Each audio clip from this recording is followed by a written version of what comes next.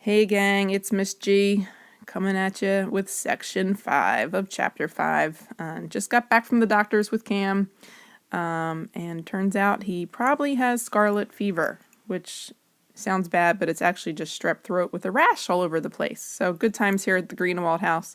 That said, let's finish up this chapter. Key concept in Chapter 5, Section 5 is that cells work together to carry out complex functions. And the nice thing about this section is there's going to be some stuff that we've already learned. So let's take a look at what we got.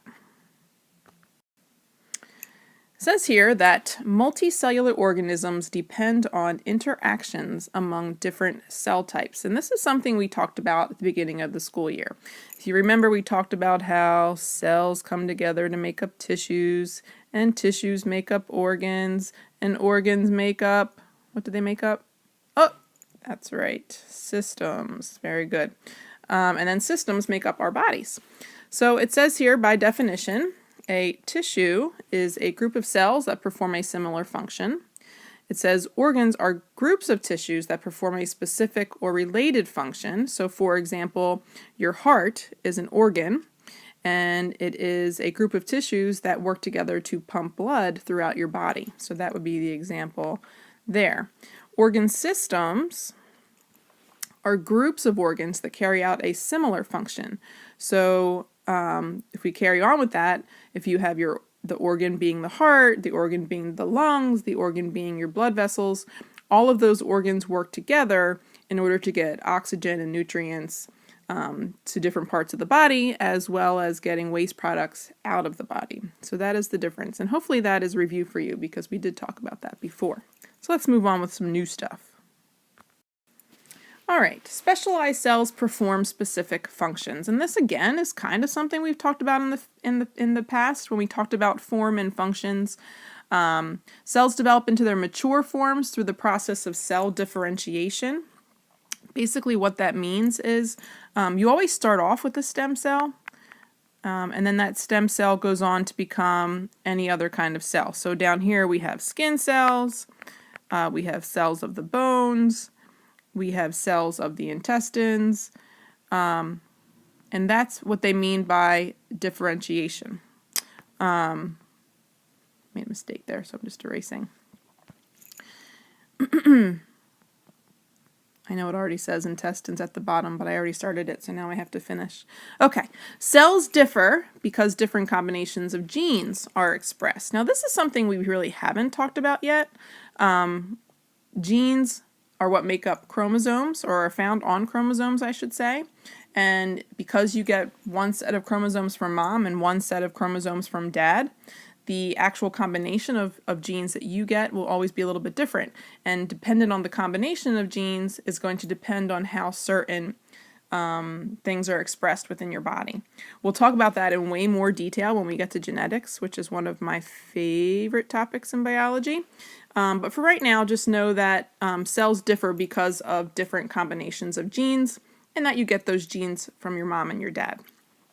And then the last bullet here, guys, a cell's location in an embryo helps determine how it will differentiate. So what that means is that when you were a little teeny tiny embryo in mom's belly, there was a group of cells, right? You all know that you started off as one cell, and one cell became two, and two became four, until you were this big old mass of cells.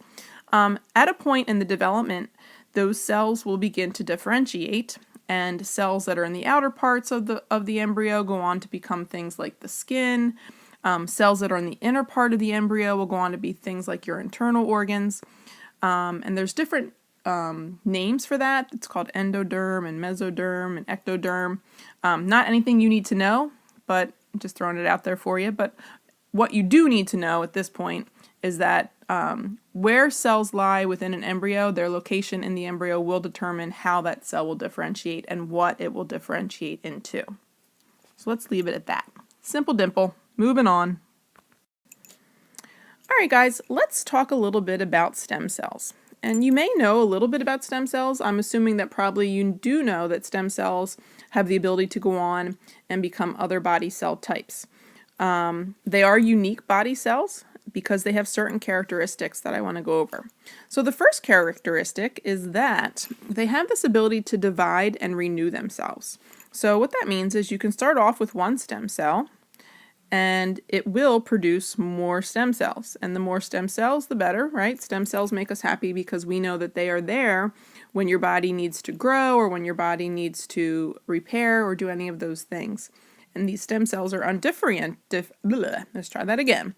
The stem cells are undifferentiated, which means they can take on any cell type that the body requires. So if you have an injury, let's say you do tear a muscle, stem cells will then go on to become muscle cells and will repair that damaged tissue. So they have the ability to become specialized cell types, which is our next characteristic. They develop into a variety of specialized cell types.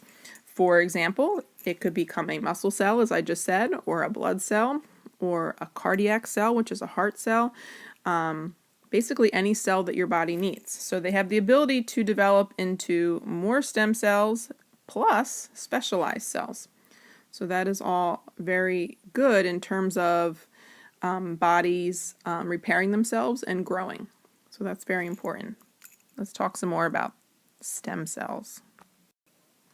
All right, so let's talk about some things that you may not know about stem cells. And that is that they are classified into 3 different types.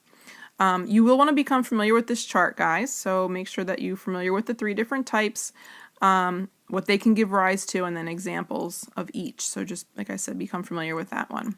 The first one we want to talk about is your totipotent cell. And a totipotent cell is what is created when you have a fertilized egg. So here's our fertilized egg. Sperm and egg have come together. And because the egg is now fertilized, that is going to go on to develop into a completely new organism, which is going to have every single cell type within the body.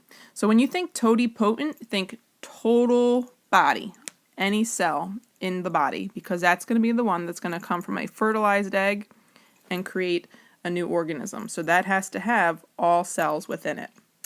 The next type of cell is your pluripotent cell. And pluripotent cells can grow into any cell type but a totipotent cell. So these are almost any cell.